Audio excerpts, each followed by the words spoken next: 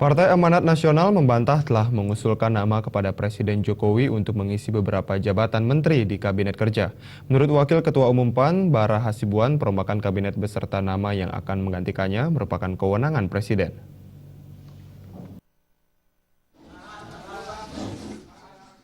Wakil Ketua Umum PAN, Bara Hasibuan mengatakan DPP dan Ketua Umum PAN tidak pernah mengusulkan sejumlah kader PAN untuk menduduki posisi menteri jika Presiden Jokowi resmi merombak kabinetnya. Bara menilai usulan datang dari anggota DPP PAN yang tidak dapat dipertanggungjawabkan.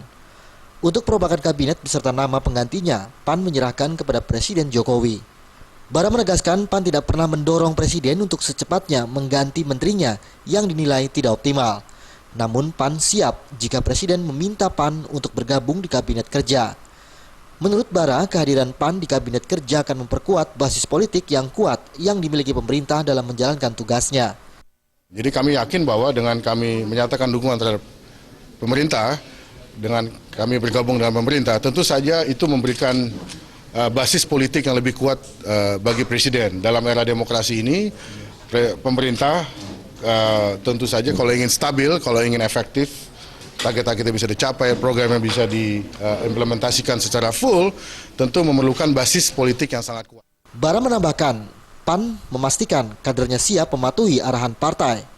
Sekiranya nanti ada kebijakan baru menanggapi isu reshuffle, menurutnya akan bersifat spekulatif apabila menanggapi rumor yang berkembang. Dari Jakarta, Wayan Agus melaporkan.